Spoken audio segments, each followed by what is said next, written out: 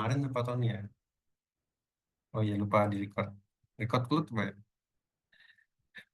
Acara tahun ini kita adakan di Tangerang. Setelah sebelumnya kita adakan di beberapa tempat. Yang pertama ada di apa? Surabaya, Bandung, Jakarta, Jogja, Solo. Kemudian untuk tahun ini Tangerang.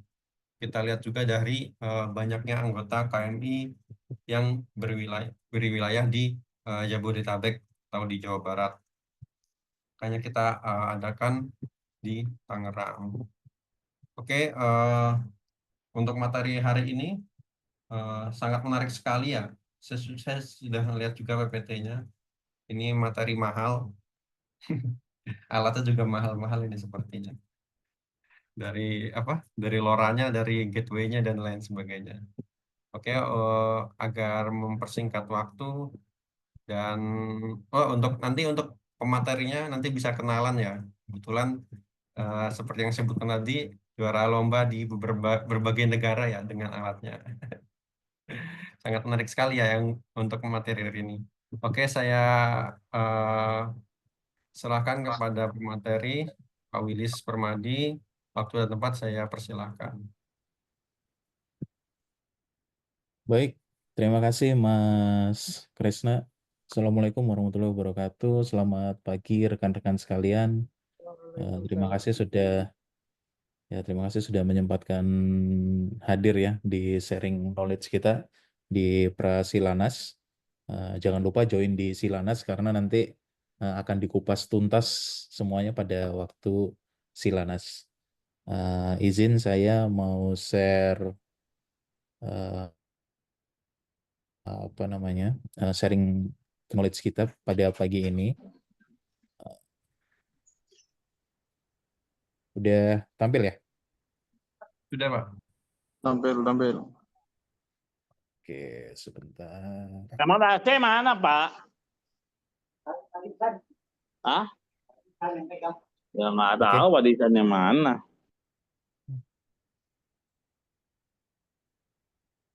saya set dulu sebentar. Oke, ya. Bentar-bentar ya.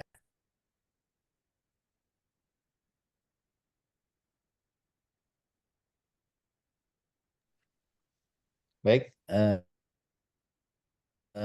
Assalamualaikum warahmatullahi wabarakatuh. Kita mulai aja. Pagi ini saya akan coba sharing mengenai implementasi industrial modul Modbus ya, atau LoRaWAN. Ini khususnya akan kita garis bawahi di LoRaWAN-nya ya nanti ya. Mungkin nanti saya akan jelaskan sekilas perbedaan LoRa dan LoRaWAN itu nanti seperti apa gitu ya. Eh, Perkenalkan, nama saya Wilis Agung Permadi. Saya saat ini bekerja di Pupuk Kaltim sebagai VP Pemeliharaan Fasilitas Listrik dan Tata Udara. Nah, nanti rekan-rekan bisa bisa scan scan aja ini larinya ke line git ya, ke line git saya. Nah, nanti kita mudahan bisa terkonek. Eh, Baik, saya akan membahas sedikit mengenai tentang sejarah LoRa. Jadi sebetulnya LoRa itu merupakan teknologi komunikasi nirkabel ya, wireless ya, yang dirancang untuk komunikasi jarak jauh dengan konsumsi daya rendah. LoRa sendiri apa namanya itu kependekan dari long range ya. Ada juga LP LP LP1 gitu ya, low power wide area network. Jadi memang digunakan sebagai solusi untuk salah satu solusi untuk kebutuhan Internet of Things atau IoT. Jadi LoRa sendiri mulai mulai mulai eksis gitu ya di tahun 2009 dan kemudian diambil bukan diambil alih ya, maksudnya diratifikasi sama Semtech Corporation yang mengembangkan teknologi LoRa. Di 2015 itu ada Persatuan LoRa ya. Jadi LoRa Alliance, dia sebuah konsorsium untuk mempromosikan mengembangkan teknologi LoRaWAN. Jadi rekan-rekan bisa bisa mencari LoRa Alliance gitu. Jadi LoRa Alliance itu merupakan community LoRa, di mana di situ ada produsen, terus kemudian beberapa sistem integrator dan lain sebagainya yang bergerak di teknologi penggunaan teknologi LoRa Alliance. Nah, ada juga yang disebut dengan LoRaWAN. Jadi LoRaWAN ini protokol jaringan yang dibangun di atas teknologi LoRa. Biasanya diterapkan untuk beberapa aplikasi LoRa yang agak sedikit kompleks ya kalau bisa dibilang. PPT saya tampil ya? Tampil, Pak. Oke, next. Nah, ini ada beberapa beberapa opsi ya, kenapa kita bisa mempertimbangkan menggunakan LoRa atau beberapa solusi koneksi yang lain untuk aplikasi IoT. Jadi saya coba membandingkan ada beberapa kali aplikasi mengapa kita memilih bisa menggunakan LoRa, terus bagaimana kita memilih menggunakan jaringan seluler, misalkan 4G atau NB-IoT, atau kita menggunakan fiber optik untuk connectivity dari field device kita ke sistem IoT kita. Ya mulai dari jangkauan, mungkin ya jangkauan LoRa itu bisa bisa termasuk luas gitu ya, LoRaWAN gitu ya. Jadi dengan bisa mencapai range 1 sampai 10 km dengan beberapa opsi ya. Nah, ini nanti bisa dibaca semua. Cuman ada beberapa yang ini saya garis bawahi. Kalau LoRa sendiri itu kalau untuk dipakai secara real time, artinya kita membutuhkan pengiriman data yang sangat real time, itu tidak bisa digunakan dengan menggunakan solusi LoRaWAN. Sesuai dengan regulasi di Kominfo, jadi ada beberapa syarat khusus untuk pengiriman data LoRaWAN. Nanti saya akan share di grup ya terkait regulasi LoRaWAN-nya ya gitu ya. Ya instalasinya lumayan mudah, kurang lebih, cuma nanti ada beberapa integrasinya gitu ya. Nah nanti bisa saya share.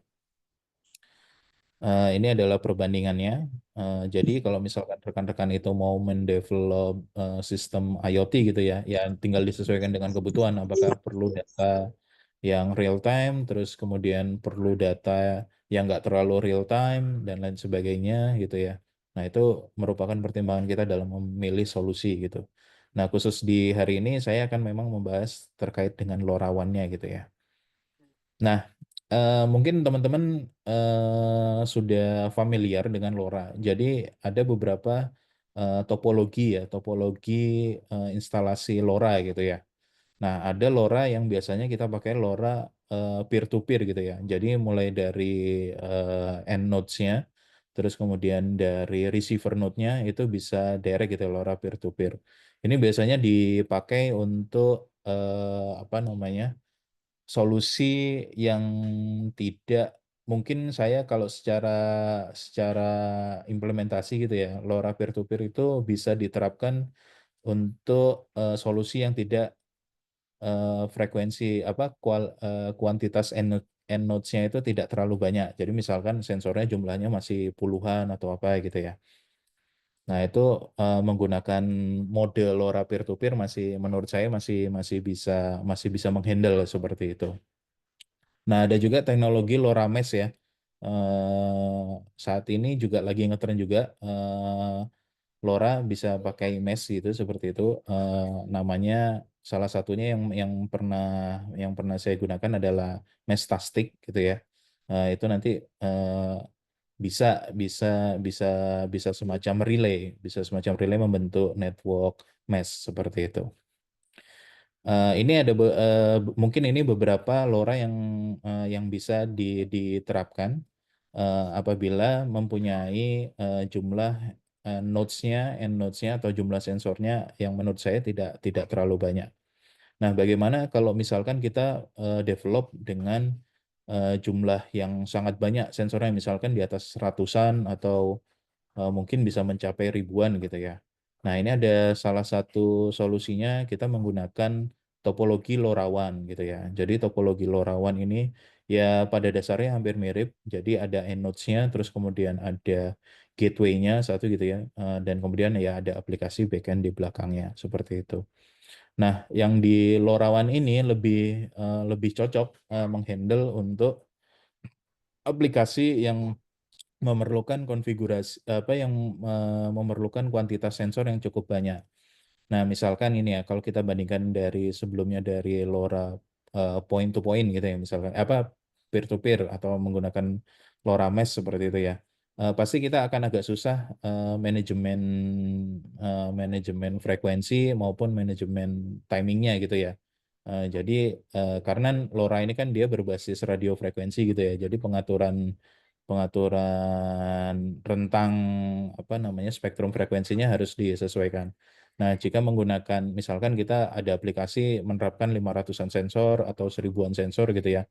Pasti kita manajemen frekuensinya dan manajemen timing pengiriman datanya harus kita pikirkan baik-baik. Nah, kenapa harus dipikirkan baik-baik? Karena itu kita menghindari terjadinya hopping ya atau tabrakan antar data sehingga datanya tidak bisa dikirim atau masuk ke dalam aplikasi kita. Nah, dengan topologi LoRaWAN ini kita lebih memudahkan untuk aplikasi yang membutuhkan end-nodes yang kuantitasnya banyak. Karena di LoRaWAN topologi ini semuanya diatur gitu ya, semuanya diatur oleh sistemnya, sehingga seluruh end-nodes-nya tadi itu bisa keterima datanya dan bisa dimanajemen datanya dengan baik melalui sebuah LoRa network server yang nantinya bisa kita pakai di end-nya ya, di back end-nya gitu ya. Jadi potensi untuk kehilangan loss datanya sedikit rendah dibandingkan kita harus menggunakan teknologi LoRa yang peer to peer gitu. Nah, ini kalau saya ringkas sedikit perbandingan kita menggunakan aplikasi LoRa peer-to-peer ataupun dibandingkan dengan aplikasi LoRaWAN gitu ya. Jadi mulai dari arsitektur jaringan, kalau LoRa peer-to-peer itu hampir direct gitu ya, antar perangkat dari transmitter maupun receiver. Nah, kalau LoRaWAN ini dia bisa menggunakan topologi star gitu ya. Jadi dari beberapa device bisa masuk ke dalam satu gateway gitu. Nah, dari segi jangkauan dan skala, kalau peer-to-peer memang menurut saya lebih pendek atau lebih kecil gitu ya. Kalau LoRaWAN bisa lebih luas. Dari sisi keamanan tadi mungkin kita harus setting satu-satu gitu ya. Nggak ada protokol standarnya. Nah, kalau di LoRaWAN sendiri ini sudah ada beberapa metode enkripsi untuk keamanan antara end device maupun maupun gateway-nya. Manajemen jaringan nggak ada, ya itu tadi yang saya sampaikan bahwa dia kemungkinan besar untuk terjadinya hopping sehingga datanya itu nggak bisa masuk secara langsung gitu ya, pasti ada data yang keblok atau apa yang lainnya, kecuali kita manajemen datanya bagus, itu masih bisa potensi terjadi di LoRa peer-to-peer. Sedangkan kalau di LoRaWAN ini sudah ada backend-nya ya, sudah ada backend yang mengatur manajemen datanya seperti itu. Nah, ini adalah LoRaWAN topologi ya. Jadi mulai dari end nodes yang di sisi paling kiri. Ini yang dari sisi sensor-sensornya ya. Entah itu mau misalkan kalau di utilities mungkin ada power meter, ada water meter, flow counter, water dan lain sebagainya, ataupun ada sensor-sensor industrial yang lain. Terus kemudian dari sensor-sensor ini kita akan mengirimkan ke sebuah gateway gitu ya, mengirimkan sebuah gateway.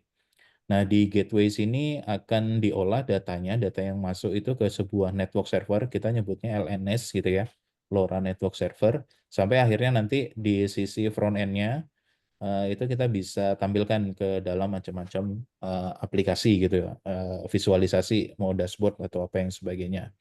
Nah, ini bedanya LoRaWAN dengan dengan LoRa peer-to-peer atau tadi mesh tadi. Jadi di sini di LoRaWAN sendiri dia mempunyai satu fitur LNS gitu ya, LoRa Network Server gitu, yang dapat mengatur manajemen data dari sensor-sensor yang dikirim.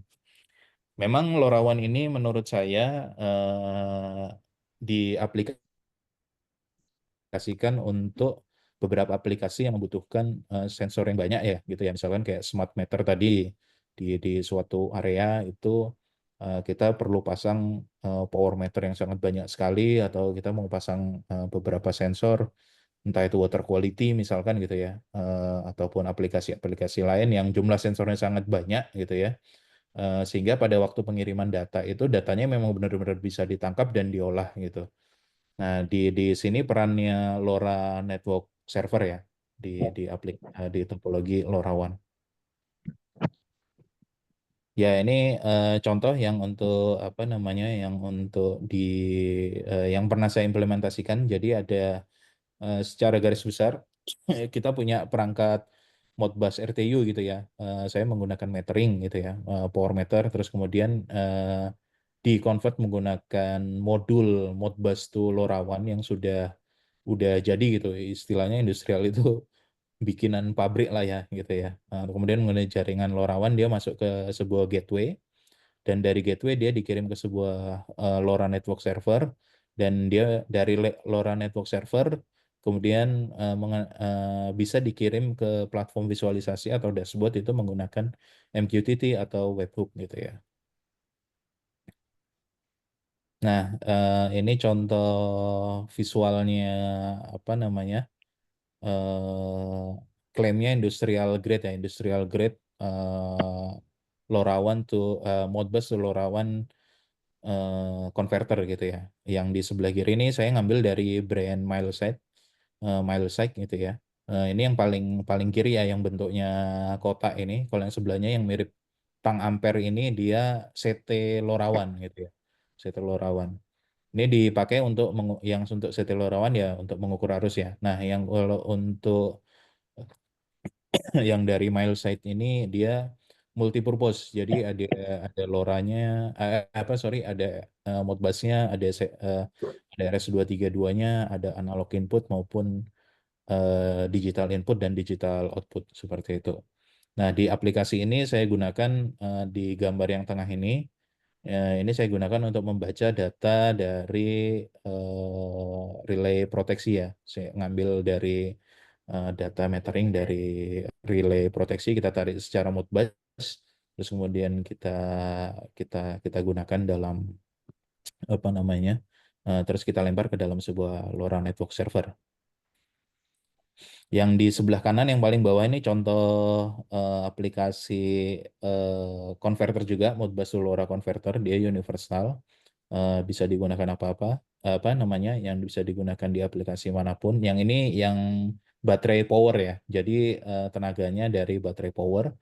Ini bisa dilihat yang sebelah kanannya itu ada semacam solar panelnya gitu ya, solar panel kecil gitu,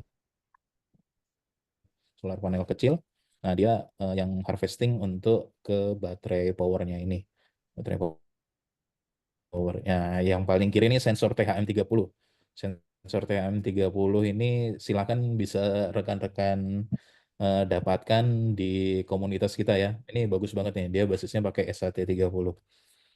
Nah, ini bisa kalau misalkan rekan-rekan perlu aplikasi modul yang dimana nggak ada sumber power terdekat, LoRaWAN ini cukup, menurut saya cukup optimal ya, karena dia benar-benar low power banget. Ini saya cuma pakai baterai vaping gitu yang 18650, itu dia bisa bertahan kurang lebih sekitar 1 tahunan lah tanpa charging gitu ya. Kalau yang tanpa solar panel. Nah, kalau yang pakai solar panel bisa bertahan lebih lama untuk replacement. Oke, jadi ini contoh apa namanya, contoh industrial Modbus converternya ya, LoRaWAN. Nah, ini detailingnya. Jadi kalau kita pakai industrial Modbus LoRaWAN converter itu kita tidak perlu setting di sisi coding lagi ya. Jadi kalau misal kita sebetulnya bisa juga develop dengan misalkan board board mikro yang lain gitu ya. Misalkan kalau mau pakai Arduino, ya kita bisa develop, kita coding sendiri, baca nilai terus kita kemudian lempar dengan LoRaWAN gitu ya, menggunakan beberapa library misalkan LMIC, LMIC ataupun library Cayenne LPP, dan itu masih banyak metodenya gitu ya. Cuma kan itu kalau kita ya apa namanya yang biasa optimal di grade apa namanya di kalangan industri itu kurang standar lah ya. Jadi kita harus mengcoding ulang apa yang lain sebagainya. Nanti setiap kita ganti modul, kita harus cari registernya berapa lagi, kita settingan lagi. Nah, di beberapa aplikasi Modbus ini dia udah langsung custom, jadi kita tinggal setting misalkan baud rate-nya berapa, holding registernya berapa. Nah, itu semuanya berapa, itu sudah ada settingan defaultnya bawaan dari si apa namanya si produsen. Ini contoh yang saya ambilkan dari gambar yang sebelumnya tadi, ini yang paling kiri. Ini jadi dia ada beberapa apa namanya beberapa fitur gitu ya, bisa masuk PT 100, temperature sensor, terus ada analog input 0 sampai 10, hampir semuanya rata-rata karakteristik Assalamualaikum. industrial ya. Hampir semuanya Ya. karakteristik Ini industrial. ada urusan dulu BRT nih, dicari saya, cari orang dulu. Saya harus bagus ke sana. Bagi data yang lain, Oke, bisa saya lanjutkan lagi ya. Ada RS232, terus kemudian ada DC Power Interface. Nah, khusus yang beberapa industrial grade modul ini, konverter ini, dia powernya power eksternal ya. Jadi ada juga yang power self power gitu yang pakai baterai, tapi rata-rata ini dia pakai powernya dari eksternal. Ini saya mengambil contoh produk dari Milesite gitu ya. Masih banyak produk-produk lain dari Dragino, terus kemudian dari Netfox dan lain sebagainya. Ya banyaklah produknya saat ini yang sudah mengeluarkan industrial LoRaWAN converter, termasuk Advantech itu juga punya juga dia. Advantech series itu dia juga punya LoRaWAN converter. Nah, masuk perangkat kedua dari sensor-sensor tadi atau dari field device itu datanya nanti akan dikirimkan ke sebuah gateway LoRaWAN ya. Ini di capture gitu ya, di capture melalui LoRaWAN gitu ya.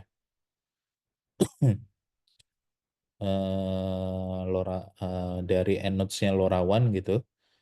Jadi ini ada beberapa aplikasi, saya pernah menggunakan brand Curling dan brand Rock Wireless, itu diinstal di beberapa titik-titik tertinggi aplikasinya di tempat yang saya bekerja saat ini.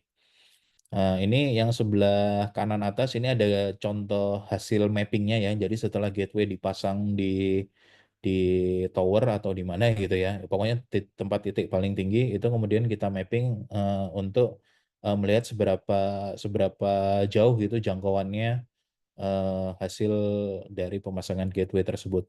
Nah, untuk kawasan saya sendiri, khususnya di kawasan Bontang, saya kebetulan instalasinya itu di tower dengan ketinggian 80 meter.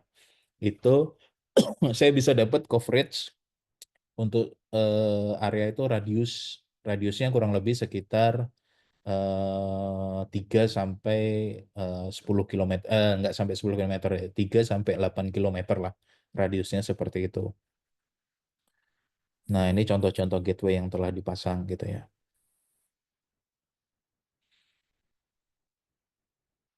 Nah, di gateway ini nanti kalau di aplikasi LoRaWAN itu akan kita hubungkan sebuah LoRa Network Server gitu ya. Jadi LoRa Network Server ini sebetulnya kuncinya di topologi LoRaWAN gitu. Dia merupakan otaknya pengelolaan komunikasi antara end device sama gateway dan aplikasi gitu ke aplikasi di belakangnya. Jadi LNS ini dia mengatur autentifikasi, routing data, security, sama serta penyimpanan data sebelum diteruskan ke visualisasi akhirnya. Nah, jadi misalkan rekan-rekan itu punya 500 sensor gitu ya, 500 sensor yang berbasis LoRa gitu. Nah, di LNS ini nanti kita harus masukkan atau settingkan identitas dari 500 sensor tersebut. Jadi di si gateway-nya nanti kalau misalkan dia gateway-nya itu tidak membaca identitasnya itu, data dari situ nggak akan bisa masuk untuk dilanjutkan atau diolah.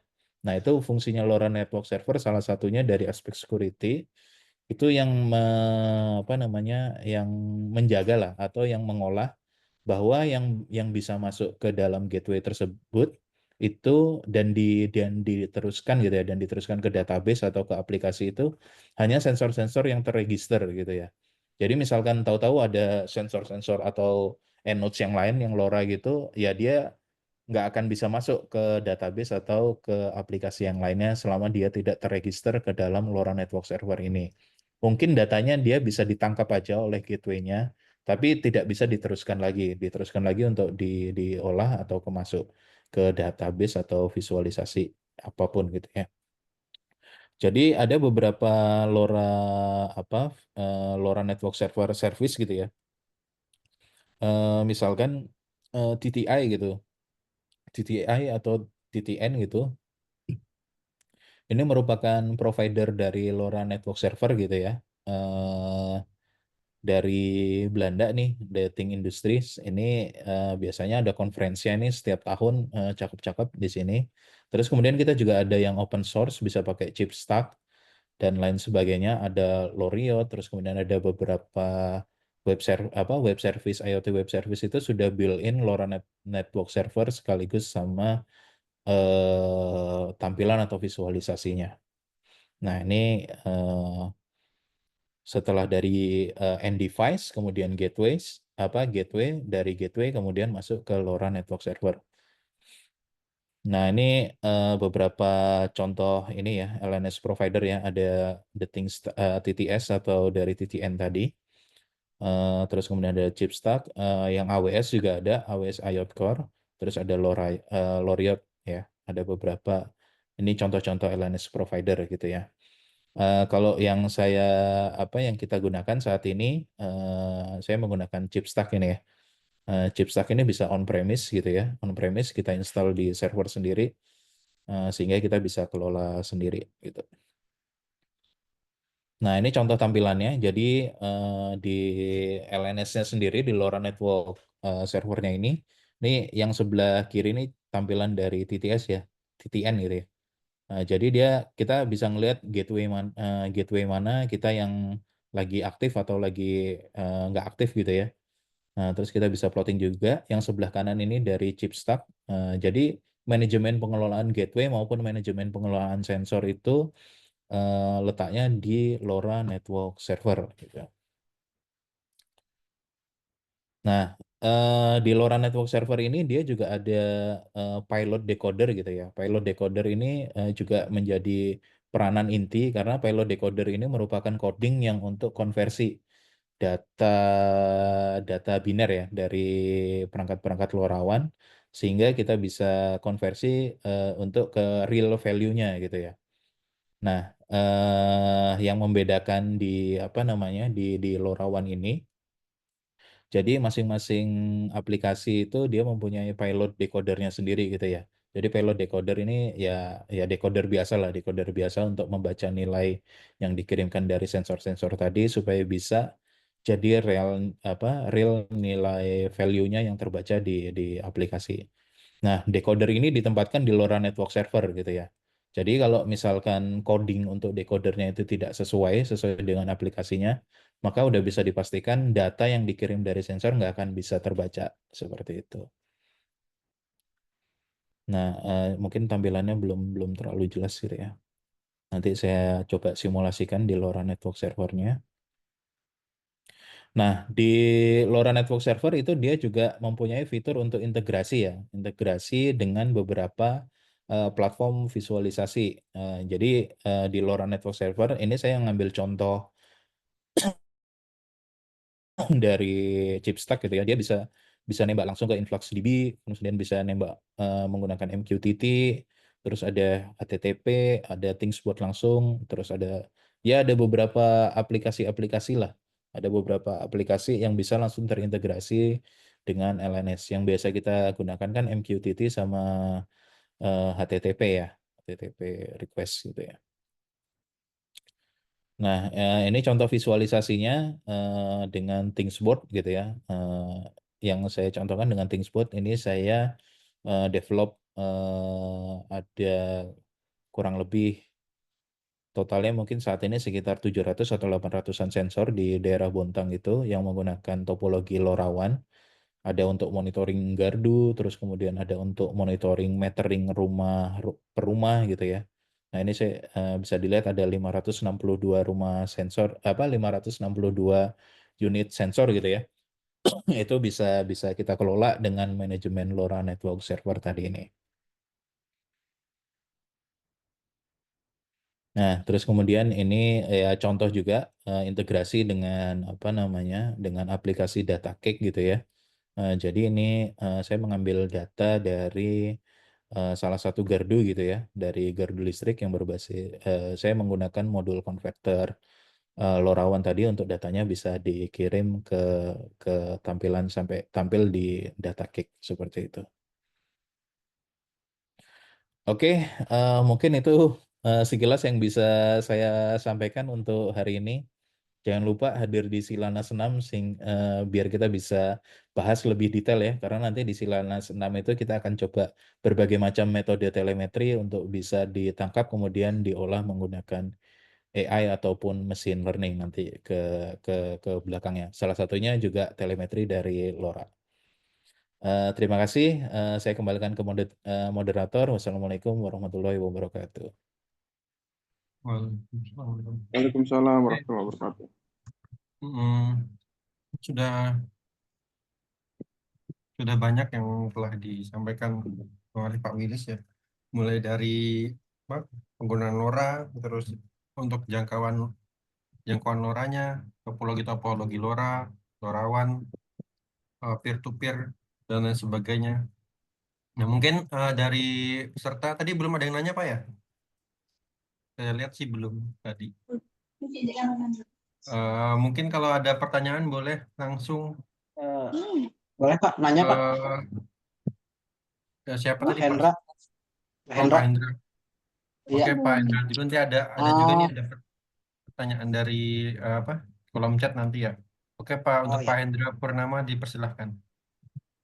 Untuk jangkauan maksimum Pak ya, LoRa N ya dari end device ke gateway itu berapa ya? Berapa kilometer?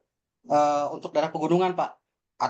Untuk daerah pegunungan berapa? Apakah ada batasan maksimum menyebabkan terhalang ya? Nggak bisa terhalang gunung? Apakah sinyal akan terganggu atau dia ini bisa kayak sinyal radio ini bisa bisa mantul ke ini, kemudian mantul ke luar, kemudian masuk lagi ke LoRa gateway-nya atau line offset, sehingga perangkat end device ke gateway-nya itu harus tanpa ada halangan gitu Pak ya.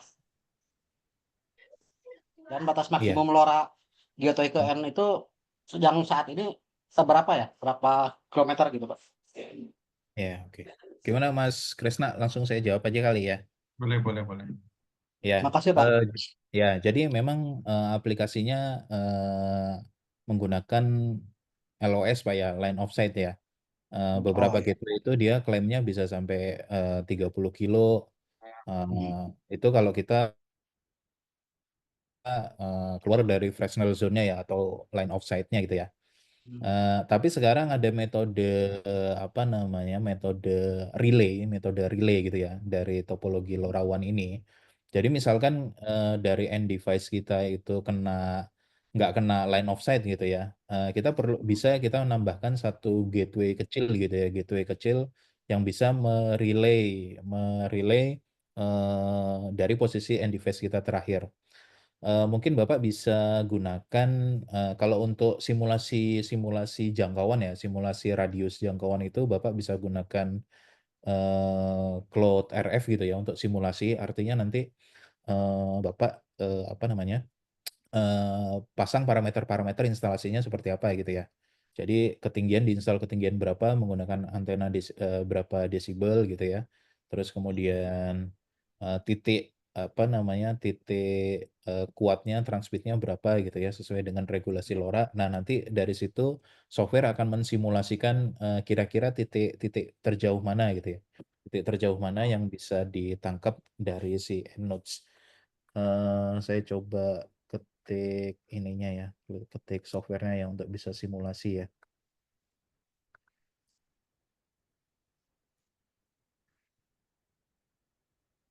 Nah, nanti Bapak bisa gunakan tuh.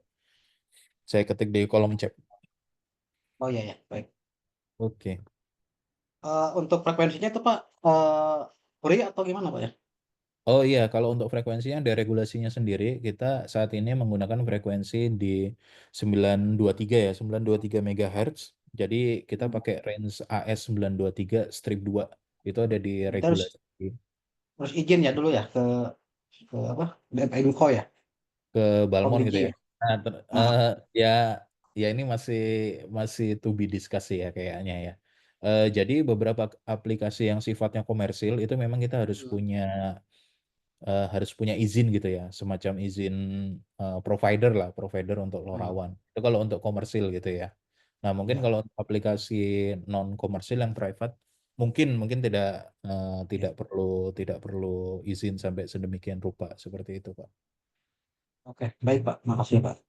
Ya, sama-sama. Oke, mungkin ada pertanyaan lagi dari Pak Hendra. Mungkin sedikit sharing ya terkait izin ke Balmon. Ya kemarin saya juga sempat ngobrol juga dengan orang Balmon. Kemarin kan saya mau nerapin LoRa juga ya untuk monitoring gardu. Jadi kalau memang itu produksi massal ya, kalau buat kayak produk apa? Kayak saya implementasikan di perusahaan saya, itu katanya ini kalau bisa di eh, apa? Diizin di frekuensinya dilegalkan di Balmon itu. Gitu sih.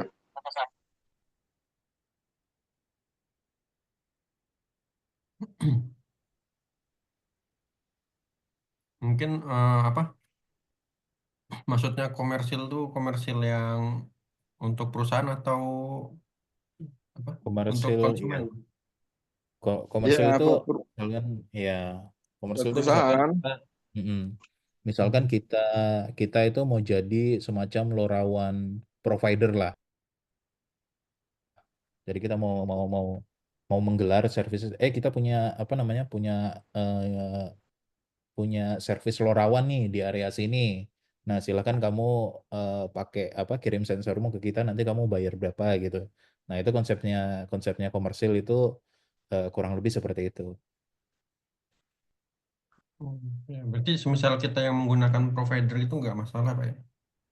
Langsung menggunakan. Ya kalau kita yang sebagai usernya menggunakan nggak masalah. Cuma kita yang sebagai providernya itu kemungkinan besar harus diwajibkan untuk mengurus izin ininya, mengurus izin provider LoRaWAN-nya. Ya sama lah mirip kita kan kalau kita komersilkan kita bisa jadi kayak Telkomsel atau apa yang lainnya, Antares apa yang lain sebagainya seperti itu. Iya, Antares kan itu jaringan LoRa kan ya, yang punya Antares Ya, itu. Antares itu juga LoRaWAN provider juga ya. Saya lupa tadi masukin di Antares itu yang punyanya Telkom itu dia juga menawarkan services untuk LoRaWAN application gitu ya.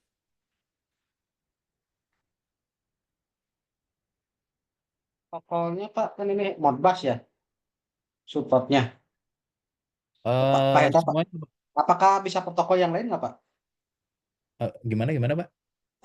Selain Modbus bisa nggak pakai apa digunakan untuk protokol lain LoRa ini? Kayak DMP3 Contohnya apa Pak? atau nah, iya Oh Pak. bisa sih harusnya. Ya bisa sih harusnya. Ini terkait LoRa ya Mas Wil ya, selama trial. Jadi dia kan dibatasi pengiriman datanya juga. Jadi Betul. Modbus pun nggak bisa kita mengirimkan data banyak gitu juga. Kemarin kan sempat saya coba pooling data misalkan sebanyak 20 data. Dan itu pun nggak bisa. Jadi harus sesuai Harus dengan dipartai, kapasitas harus si dipecah. LoRa tadi itu. Nah, Betul. Jadi misalkan nih kapasitasnya hanya sampai berapa 18 kilobyte atau berapa itu kapasitas dari ya, LoRa. ada maksimum kapasitas data yang bisa dikirimkan pakai teknologi LoRa gitu ya. Jadi kalau misalkan Bapak parameternya banyak, itu pasti di parsing nanti datanya. Datanya nggak bisa dikirim dalam satu kali kirim gitu ya. Misalkan ada 20 parameter, itu mungkin ngakalinnya nanti di parsing menjadi dua kali pengiriman atau berapa gitu. Seperti itu. Nah, contohnya tadi ya, Mas apa tadi? Tanya tadi, Mas Hendra ya tadi ya. Iya, Pak. Ya, protokol DNP3.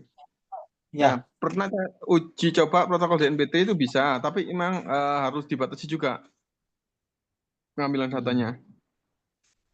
ya. Gitu Mas Hendra. Stabil nggak Pak? Itu stabil nggak Pak? Saya sih Komunikasinya. baku hanya trial aja ya, trial di workshop ya. Kalau trial di lapangan belum. Saya karena kemarin sebenarnya waktu dulu masih di UP2AD itu tuh mau trial juga di NP3. Keburu Oh sudah iya. pindah unit, makanya jadi trial di lapangan nggak jadi itu, Mas. Oke. Ya. Ya, soalnya kan Nah, kalau kalau apalagi di DNP3 kan banyak datanya kan kalau kita data ya, metering itu. Makanya ya betul. harus modenya Harus stabil. mode balance apa mode unbalance sih? Kalau kita modenya yang pooling kayak Modbus itu loh. Jadi bukan modenya si slave-nya itu mengirim data semuanya enggak gitu. Kalau mengirim data semuanya pasti enggak bisa karena datanya kan banyak. Gitu. Nah, Itu ya ya, sekedar sharing saya. ya Baik balik Pak, lagi. makasih sharingnya Pak. Ya balik lagi tadi bagaimana kita menentukan topologi yang bisa kita gunakan ya. Artinya kalau memang Bapak perlu data yang yang cukup besar dari pilotnya maupun perlu latensi yang cukup cepat gitu ya. Ini mungkin menjawab beberapa pertanyaan yang di kolom chat juga. Jadi LoRa memang nggak bisa kirim data yang terlalu besar dan perlu latensi yang sangat cepat sekali gitu ya. Kita dibatasi dengan regulasi, kalau nggak salah kita maksimal untuk uplink datanya itu kita di 3 menitan ya kalau untuk LoRa ya. Kalau untuk LoRa. Artinya kalau perlu aplikasi yang perlu datanya real time banget, itu LoRaWAN menurut saya nggak cocok diimplementasikan gitu ya. Kalau misalkan perlu data yang frekuensinya yang nggak terlalu cepat gitu ya, perlu data per 5 menit, 10 menit, atau berapa dengan cakupan area yang cukup banyak, yang dimana kalau Bapak harus narik misalkan perlu narik fiber optik ataupun perlu pasang sensor yang jumlahnya cukup banyak, ribuan gitu ya, mungkin bisa mempertimbangkan menggunakan LoRa gitu ya. Karena dia cukup dengan satu gateway, dia masih bisa dapat dari beberapa banyak. Cuma ya itu tadi datanya nggak bisa terlalu real time banget gitu aplikasinya. Ini bisa dibaca nanti di beberapa perbandingan gitu ya, beberapa perbandingan antara teknologi LoRaWAN maupun beberapa solusi konektivitas untuk IoT-nya yang lain seperti itu. Tinggal Bapak perlukan mau seperti apa gitu ya.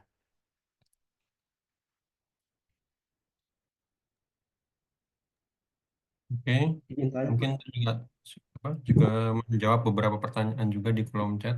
Ini juga ada pertanyaan dulu dari atas nih, kayaknya sudah ketenggelam beberapa chat ini. Ada juga pertanyaan nih, yang diterapkan oleh Pak Willis tadi itu real time tanpa delay atau ada delaynya. Terus untuk bangun LoRaWAN-nya habis berapa katanya Pak? Monggo kalau mau dijawab Pak. Ya. Ya, kalau untuk delay, ya pasti ada delay yang seperti saya sampaikan, bahwa LoRaWAN ini nggak bisa real time banget gitu ya. Jadi ada delay per 3 menit di aplikasi yang saya develop. Beberapa untuk monitoring monitoring gardu gitu ya, monitoring gardu distribusi. Terus kemudian ada monitoring untuk metering beberapa rumah, kemudian ada metering untuk beberapa jaringan air gitu ya. Dan beberapa saya juga pernah implementasi untuk LoRaWAN untuk pengukuran vibrasi di motor ya, di motor-motor listrik gitu ya. Itu ada delay gitu. Tapi memang di aplikasi yang saya develop ini, saya memang tidak memerlukan data yang real time banget gitu. Data yang nggak real time banget, sehingga meskipun ada delay itu sudah cukup untuk memenuhi kebutuhan data saya seperti itu dengan menggunakan LoRaWAN. Gitu, Mas. Terus untuk cara kerjanya apakah mirip dengan Oh, tadi belum dijawab juga ya. Habis berapa katanya, Pak? Oh, habis berapa ya? Wah, kalau habis ya tergantung ya. Kalau untuk gateway-nya sendiri itu yang tersertifikasi sama Kominfo itu harganya kurang lebih sekitar 30 jutaan gateway yang dari Kerlink itu ya. Kalau untuk sensor-sensornya sendiri ya variatif. Ada sensor yang harganya start dari 1,5 juta sampai yang harga 5 jutaan pun ada. Nah, kalau misalkan tadi saya develop ada kurang lebih sekitar 500-an sensor, ada 800-an sensor ya monggo bisa dikalikan aja dengan harga terendah maupun harga tertingginya gitu ya. Kalau mahal atau murah itu kan relatif, Pak. Ya benar. Mahal atau murah. Tergantung banyak dan harganya ya Pak ya, kualitas. Iya, betul. Ada yang tanya lagi nih Pak. Mhm. MQTT broker ataukah sama cara kerjanya dengan LoRaWAN ini? MQTT broker. Ya kurang lebih ini kalau dibandingkan dengan apanya ya? LoRa Network Server kali ya. Iya mungkin Pak. Kalau dibandingkan dengan LoRa Network Server hampir kurang lebih mirip sih seperti itu ya. Jadi kan ada subscribe sama topik yang di apa namanya? Yang dipersyaratkan gitu ya untuk autentifikasi maupun ada client ID apa yang sebenarnya sehingga dia bisa masuk ke brokernya gitu ya. Nah, secara konsep LoRa Network Server hampir mirip seperti itu. Jadi ada apa namanya? Ada endnotes yang sudah terregister untuk bisa masuk ke dalam LoRa Network Servernya sehingga bisa diteruskan datanya ke database ataupun ke aplikasinya seperti itu. Oke. Terus ada lagi nih Pak. Kalau latensi tadi mungkin kalau latensi dan delay ini apakah ada perbedaan Pak? Gimana Mas? Ini ada yang tanya juga latensi dari data end device ke gateway-nya. Biasanya berapa gitu Pak? Oh iya. Nah, kalau hmm, kalau sesuai nanti saya share ya. Jadi ada ada minimumnya ya, ada minimum latensinya ya, sesuai dengan Kominfo yang dipersyaratkan sama Kominfo gitu ya. Nanti saya share di grup untuk regulasinya. Kalau nggak salah itu kurang lebih sekitar 3 menit lah untuk pengiriman data ya, untuk uplinknya ya. Untuk downlinknya kalau nggak salah lebih cepat. Saya lupa kirimnya berapa gitu. Kalau uplink itu kita yang kirim pilot data, kalau downlink itu kita nerima komen lah ceritanya gitu ya. Nerima komen untuk trigger atau generate sesuatu gitu. Ini ada pertanyaan juga dari Pak Dwi. Sudah terjawab belum Pak? Ini sepertinya tadi sudah terjawab. Frekuensi Udah itu. bisa udah ya. Jadi kalau yang untuk frekuensi yang di state untuk di ISM-nya itu ya, yang di frekuensi level ISM itu kita mainnya di regulasinya di 920 MHz kurang lebih. Oke, mungkin itu sudah. 923 sih. 920 Nah, sampai ini 9. ada lagi nih Pak. Apakah kerjanya mirip seperti TCP/IP, point to point station dengan LoRa juga, atau pakai IP tersendiri? Hah, IP tersendiri. Untuk ID-nya mungkin Pak. ID per node-nya. Iya, ya. Iya, kalau ID per node itu memang ada karakteristik yang masing-masing punya register sendiri ya. Jadi nanti di LoRaWAN sendiri itu ada empat key gitu ya. Ada 4 autentifikasi key generator, ada IPS key, ada network session key, terus ada device ID, terus ada device AUI. Itu nanti masing-masing berbeda untuk tiap apa namanya untuk tiap endnodes gitu ya. Nah, ini yang membedakan karakteristik antara apa namanya node satu dan node lainnya. Kalau misalkan tadi itu dari key-nya itu tadi dia tidak didaftarkan atau tidak diregister ke LNS, maka si endnodes tadi dia nggak akan bisa datanya diteruskan ke aplikasi di belakangnya LoRa Network Server, ke database atau ke aplikasi yang tadi lainnya seperti itu.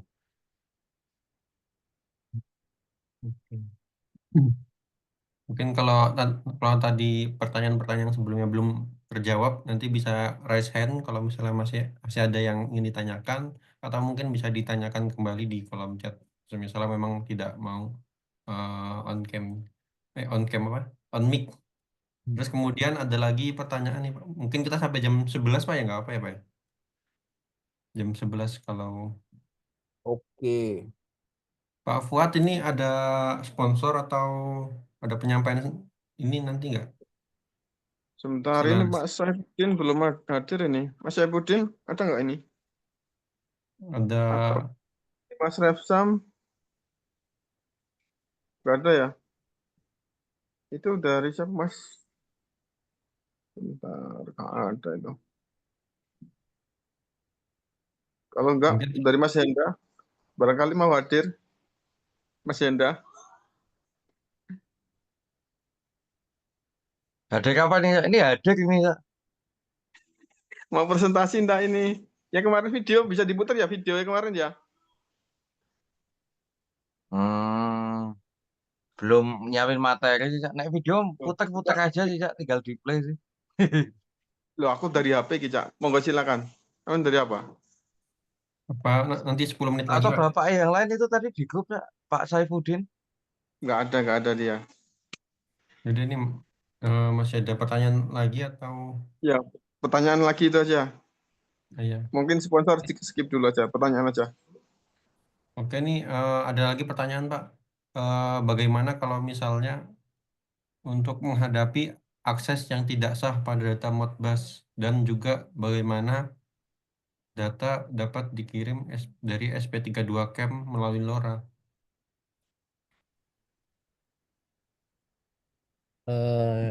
Iya, jadi yang pertama maksudnya akses yang tidak sah dari data Modbus itu gimana ya? Mungkin itu Pak apa? Kan Modbus kan terbuka Pak ya kayaknya. Akses yang tidak sah. Mungkin Pak Farhan iPhone ada nggak? Ya mungkin kalau apa namanya akses yang tidak sah itu mungkin dari sisi endnotes-nya sampai Hacker. ke gateway kali ya, atau Hmm. hacker gimana ya? Ada yang akses mungkin. Oh, itu kan melindungi data dari hacker. Ya kalau dari hacker kita serahkan ke tim bagian IT-nya kalau dia menerapkan ISO 27001 mengenai keamanan data, ya harusnya bisa dikendalikan lah ya. Nah, terus kalau misalkan kita pakai LoRa Network Server yang menggunakan service misalkan menggunakan AWS gitu ya, kelas AWS aja bisa dihack gitu ya.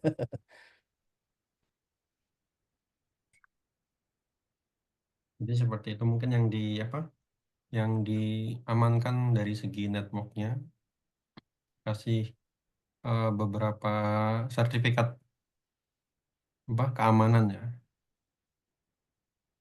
Kalau dari device-nya sendiri, artinya kalau misalkan ada end device yang tidak diregister ke gateway-nya gitu ya, ya Hmm, itu enggak, datanya cuma bisa masuk aja tapi nggak akan bisa diteruskan seperti itu.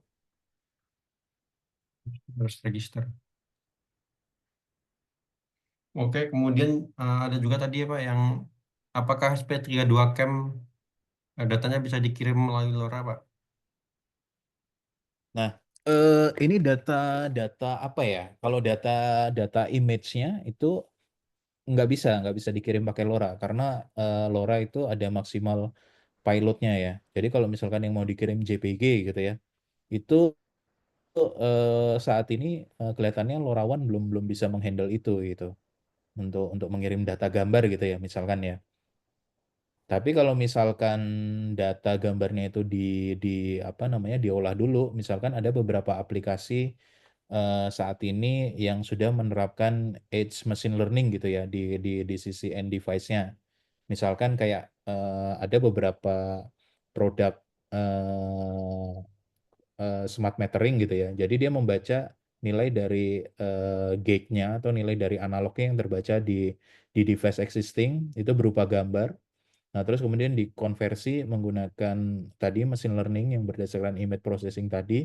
Nah, terus datanya bisa dilempar pakai LoRa gitu ya. Dan misalkan data apa namanya, data angka meternya atau data apanya gitu ya. Tapi kalau data gambarnya itu sepengetahuan saya belum bisa dilempar pakai LoRaWAN seperti itu.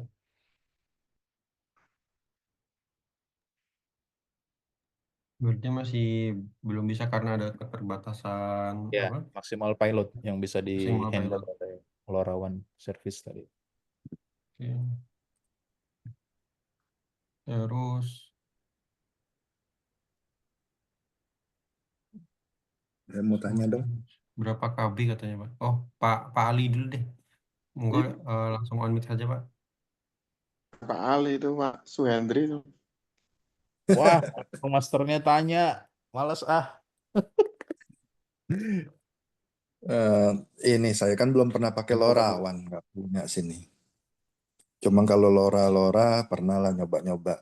Jadi kalau LoRaWAN itu punya stack sendiri ya, protokol sendiri ya. Untuk kalau saya kan dulu misalnya mainnya Zigbee, Mesh Network itu berarti ada kayak ada kepalanya kita registrasi. Boleh nggak join ke networknya, PAN-nya kalau dulu kan. Kayak gitu juga nggak ke LoRaWAN gitu. Ya, betul, Pak. Jadi kita punya, mungkin saya coba tampilin ya, untuk bisa masuk ke dalam, apa namanya, ke Jadi dalam proses flow-nya supaya waktu awal gimana registrasinya gitu kan. ya. Habis itu boleh pakai. Nah, ini saya coba tampilin ininya ya. Nah, ini udah tampil nggak ya, Pak ya? Hmm. Ya, ini contoh LoRa Network Server ya. Jadi misalkan kita mau apa namanya, mau membuat sebuah endnodes yang bisa masuk ke dalam LoRa Network Servernya kita, kita memang perlu daftarin sesuai dengan beberapa autentifikasi gitu ya. Nah, ini misalkan ada apa gitu ya, nama sensornya apa, terus device description-nya seperti apa. Nah, device AUI-nya ini kalau nggak bawaan sensor gitu ya, itu kita bisa generate sendiri. Nah, ini di device UI-nya, terus nanti device profile-nya ini kita pakai decodernya seperti apa. Nah, nanti kan ini yang akan menjadi apa namanya, semacam autentifikasinya dari setiap endnodes yang masuk ke dalam gateway. Nah, ini juga ada variabel-variabelnya ya. Variabel-variabelnya ini bisa kita, sorry, ini bukan ini. Nah, misalkan ini saya sudah apa namanya, sudah develop beberapa pilot decoder gitu ya. Nah, ini misalkan ini kita create device gitu ya. Tes.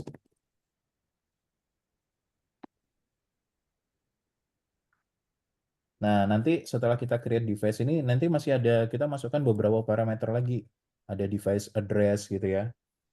Terus kemudian ini bisa juga kita generate. Terus kemudian ada network session key, itu juga kita bisa generate. Nah, ini ada apps key yang bisa kita generate. Nah, ini ya parameter-parameter ini yang akan kita masukkan ke dalam si endnodes-nya tadi. Jadi endnodes yang tidak terregistrasi ataupun endnodes yang tidak sesuai dengan beberapa parameter key-nya tadi, itu dia tidak akan bisa eh, diteruskan datanya ya. Tidak diteruskan datanya ke dalam database ataupun ke dalam aplikasi di sisi backend atau front end-nya seperti itu, Pak. Oke. Jadi saya mau tanya nih, tadi kan ada profile tuh decoder ya sebutannya ya kalau di LoRaWAN. Decoder itu berarti kayak bisa banyak macam decoder, setiap developer ngebikin decoder sendiri. Habis itu sekarang kepalanya LoRaWAN sebutannya apa sih, gateway-nya atau apanya gitu ya. Ya. Itu dia harus ngerti semua atau kita bisa tambahin, kita bisa scripting ya. Ya, kita bisa scripting sendiri, Pak. Kita bisa scripting sendiri. Jadi misalkan kayak ntar nih, satu kita mau buat baru gitu ya. Nah, ini kan di sisi decodernya ini kan kebetulan pakai JSON kan ya. Nah, itu kita bisa scripting sendiri. Artinya kalau kita mau kirim dengan payload seperti apa, nah nanti kita bisa bisa buatin decodernya sendiri sesuai dengan apa namanya, data yang akan kita kirim. Nggak harus mengikuti bawaan dari provider ya, seperti itu ya. Oh, ini misalnya tapi kan nggak harus JSON ya? Kalau di LoRaWAN pakainya JSON, Pak. Yang Oh, yang di JSON. yang di LNS sendiri ini. Oke. Rata-rata Jadi kayak buat parsing datanya ya, ini artinya apa, ini artinya apa gitu. Udah itu juga dimasukin encodernya supaya dia bisa ngomong balik gitu ya. ya betul. Itu untuk Nah, diproses oke. doublingnya nanti. Jadi ada Kalau proses tadi doubling. saya lihat ada session key buat network, session key buat application, itu bisa automatic update nggak ya? Bisa kita Bisa. scripting juga nggak? Iya bisa. Itu kan kalau jadi metode security-nya di LoRaWAN sendiri itu ada proses namanya ABP ataupun yang OTA gitu ya. Nah, yang untuk proses OTA ini memang tingkat security-nya diklaim lebih tinggi karena dia bisa updating setiap key-nya itu setiap beberapa saat pada dia mau join atau dia mau kirim data secara reguler seperti itu, Bang. Nah, di sini ada yang ini nih. Ada pilihannya. Ada OTA atau ABP. Kalau di LoRaWAN Nah, seperti kalau itu. saya mau Yang OTA tanya, ini dia bisa auto update. itu kan key ya, jadi session key atau apa, misalnya kayak sekarang nih udah saya rubah ya session key-nya jadi 123, berarti kamu kalau mau ngomong mesti ada kayak login dulu 123, baru habis itu data payloadnya baru saya mau proses gitu kan. Nah, sekarang Ya. saya mau tanya, apakah setransparan itu di udaranya atau ada juga enkripsinya yang di injection di waktu mau dikirim ke udara ya? Nah, itu yang Ada saya AES atau belum pakai apa gitu? ya. Nah, itu yang saya belum menyelami secara detail, Pak, Hmm. ya. Yang dari sisi untuk perubahan enkripsi key-nya. Coba nanti saya Kalau coba carikan informasinya lebih lanjut di LoRa Alliance nanti. mana tahu data sebelum dikeluar bisa kita proses dulu nih, dimasukin juga encoder decoder buat key-nya gitu kan, Ya, enkripsinya betul. gitu kan. Betul.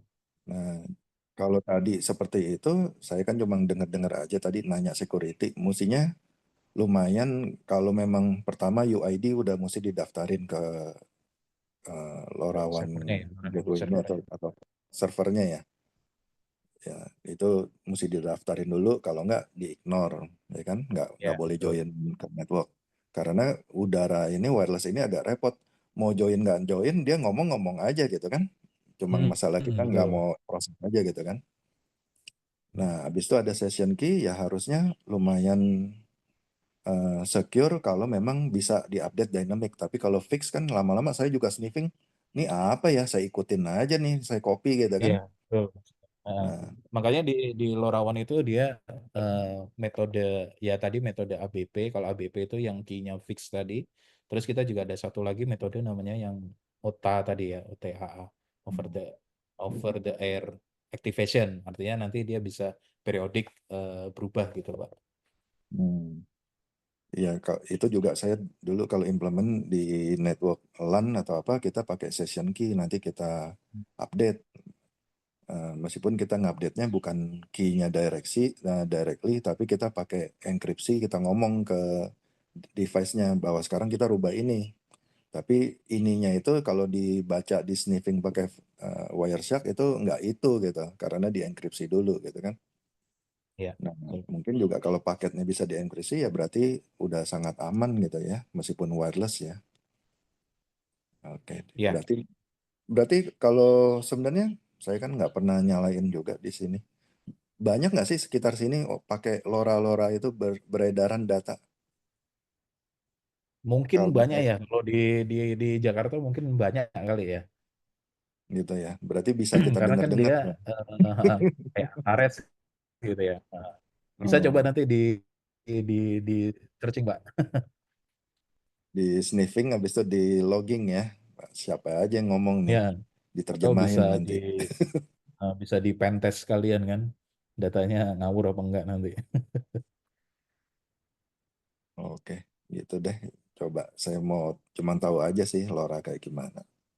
Ya, terima kasih. Oke, Pak. Sama-sama. Oke, tadi Pak Ali jadi tanya atau Ya, boleh. Tanya ya. boleh Pak? Jangan susah-susah, Pak. Enggak, saya malah belum tahu Pak LoRa tuh. Tapi juga baru gabung. Jadi maksudnya gini, kalau misalkan pemula seperti saya ini untuk memulai belajar LoRa, simpel-simpel lah. Kan artinya di sini kan skupnya ada LoRa sebagai klien ya. LoRa sebagai klien untuk penerima datanya ada LoRa sebagai gateway-nya. Nah, kalau misalnya yang simpel-simpel tanpa ribet gitu, mungkin kan equipment apa aja yang diperlukan ya untuk hal itu? Yang sederhananya. Ya mungkin bisa menggunakan yang tadi, Pak, yang menggunakan LoRa peer-to-peer, point to point, ataupun Hmm, pakai yang mesh sederhana tadi ya. Nah, itu kan hmm. kalau pakai mau pakai Arduino atau ESP32 terus pakai chipsetnya pakai SX1276 gitu ya, atau RFM95 kan udah bisa aplikasi tuh. Point to Sudah point ya. bisa berkomunikasi dengan menggunakan di LoRa ya, point to point ataupun yang menggunakan mesh tadi yang di awal tadi. Nah, artinya kalau Kalau misalnya untuk seperti yang itu, LoRaWAN, ya mungkin kan di Selama ya 6 kalau yang nanti untuk LoRaWAN, dia punya modul-modul alat bantu atau alat belajarnya ya. Kalau aja ada punya, bisa ya ditampilkan betul juga. Pak.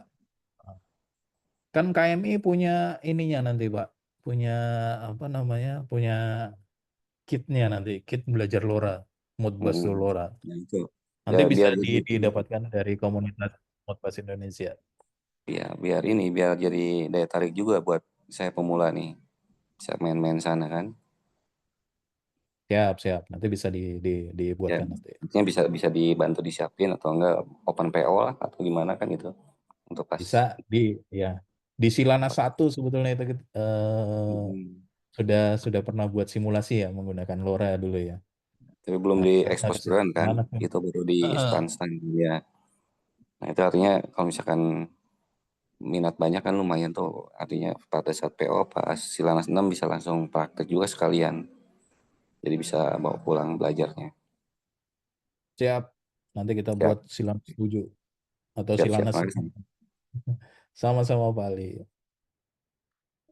Oke, ada pertanyaan lagi. Ini dari Pak Fuad ada?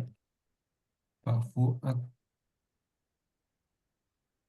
Cukup. Oh iya. Atau itu sudah selesai semuanya yang di obrolan chat? Dari Obrolan chat belum mulai ya apalagi nih. ada lagi satu nih Pak. Yang ini, semisal ada beberapa parameter data yang dikirim dalam satu ENOD, mekanisme pengiriman data seperti apa Pak?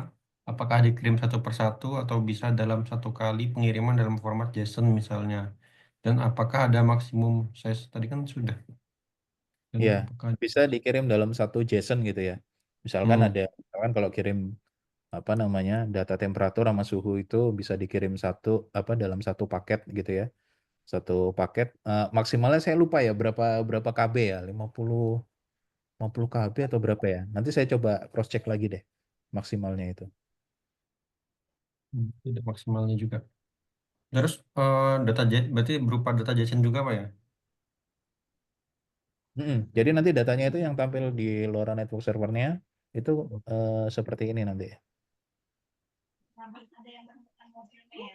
Contohnya. Boleh. Ya. Hmm,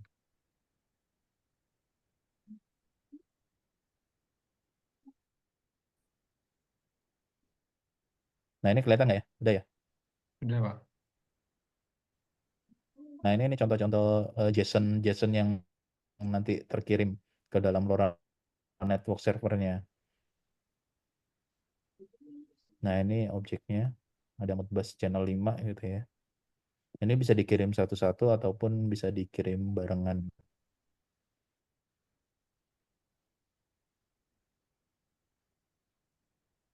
Kalau ini satu parameter aja yang terkirim gitu ya. Ini ada coba saya cariin yang berapa multi parameter gitu ya.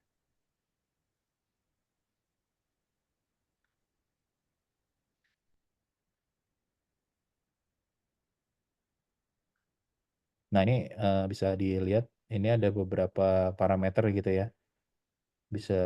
Ini ada kurang lebih ada 3 parameter yang dikirim ada baterai, ada distance gitu ya. Nah, ini dalam satu pengiriman data seperti itu.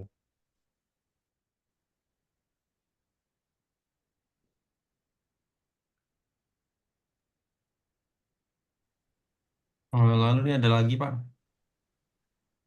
Apakah Oke. register masih menjawab yang tadi Pak? Apa itu, Pak? Apakah register address lokasi memori dalam perangkat Modbus dan setiap register memiliki alamat unik? Oh iya, kalau Modbus kan sudah ada register address-nya sendiri ya. Udah masing-masing tiap alat itu kan dia punya register address sendiri. Artinya kalau kita nggak tarik sesuai dengan registernya itu ya datanya nggak akan keluar gitu ya. Seperti itu. Sudah apa ya? Ini ya. Mungkin itu pertanyaan dari kolom chat sudah selesai. Ada yang ingin bertanya lagi? Izin tanya Pak, boleh? Boleh. Ya, selamat siang Pak Wilis. Siang Pak Rizky. Ya, menyambung pertanyaan yang sebelumnya Pak. Jadi misal kalau dalam format JSON, berarti nanti itu kan dari LNS itu dia akan diteruskan ke broker MQTT Pak ya? Salah Dari satunya LNS. bisa. Nah, Berarti itu nanti dia parsingnya di sisi LNS-nya atau dari LNS dikirim lagi ke broker dalam bentuk JSON atau bagaimana Pak? Nah, itu dia diparsingnya dari sisi brokernya nanti Pak ya. Kalau yang dari LNS-nya dia cuma mengirimkan data mentahannya Pak. Oh gitu Pak ya? Ya, Berarti parsing dari sisi MQTT-nya ya ya Pak ya di dari broker. sisi dari MQTT-nya nanti. Kita harus Oke, baik. coba nanti biasanya paling enak pakai Node-RED sih untuk bisa nangkep itu sih.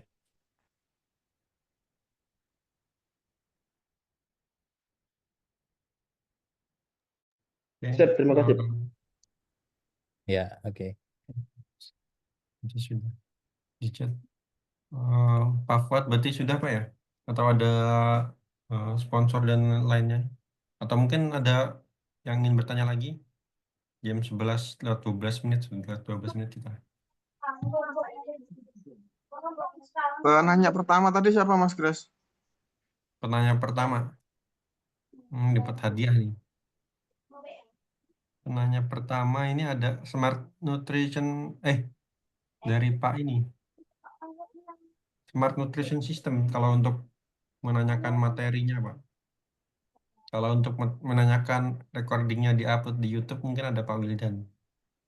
Yang mana? Kan, oke. Yang ini terkait materi, jangan rekaman. Ada yang ini Pak, Smart Nutrition System, tapi namanya siapa? Kurang tahu saya Pak. Itu yang pertama ya Will ya? Atau Pak Endaya. Lupa yang hanya pertama tadi siapa? Ada dua nih Pak, ada Pak Endayana, cuman dia Pak Enda ini menanyakan tentang alat. Alatnya beli di mana kata Pak. Terus kalau untuk materi dari Smart Nutrition System nih Pak. Kalau dari chat saya. Ya udah, Smart Nutrition ya. Kalau tanya teknis Silakan. kayaknya ini deh, apa namanya? Siapa? Pak yang tadi ngobrol langsung itu? Iya ya, yang ngobrol langsung ya. Oh iya, yang pertama tadi ngobrol langsung tadi. Oh yang ngobrol langsung tadi ada apa juga Pak? Siapa ya? Siapa? Pak Hendra ya, bukan ya? Oh iya, Pak Indra, Pak Indra. Oh, Pak Hendra tadi yang nanya ini tadi. Ya, Tanya direct Pak langsung. Indra bisa ini ya, info alamat kirim hadiah. Ya, Pak Indra berarti Will ya, setuju Will ya. Oke. Oke. Siap, Cak. Oke, Tak kirim, Cak. silakan. Oh, Hendra, bukan Henda. Hendra masih join tak ini Hendra ini? Iya, iya. Hendra Purnama. Siap, Cak. Hendra Purnama monitor. Sudah tidak ada Ya. sebenarnya Pak. Silakan ya nanti ya, Mas Hendra Purnama. Silakan Chris di closing kalau sudah nggak ada. Oke, terima kasih banyak sudah menyempatkan waktunya untuk hadir di acara Prasilanas kali ini. Minggu depan ada juga Pak ya? Minggu depan hari Minggu insya Allah kita adakan lagi acara Prasilanas. Mungkin kalau ada rekan-rekannya dari pekerjaan atau rekan lainnya yang ingin ikut hadir juga monggo. Untuk minggu depan kita lebih eksklusif lagi ya. Kita tampilkan mungkin simulasi untuk visualisasi data dan pengolahan machine learning apa ya dari Pak Atmoko ya. Nanti untuk flyernya akan di-share lagi. Mungkin itu sekian dari kami. Apabila banyak kekurangan dan kesalahannya kami mohon maaf. Wassalamualaikum warahmatullahi wabarakatuh. Waalaikumsalam warahmatullahi wabarakatuh. Saya lupa baru share materinya tadi. Nanti materinya saya share di grup aja ya. Oh iya, di grup Baik, Pak. Prasilanas. Silanas. Yang grup Ya, Pak. Prasilanas. Itu ya, Regi ini ya, yang Kominfo ya sekalian ya. Ya, Pak. Ya, yang sama yang ininya Kominfo. Bentar. Oke, terima kasih semua. Assalamualaikum warahmatullahi wabarakatuh. Kopi-kopi yang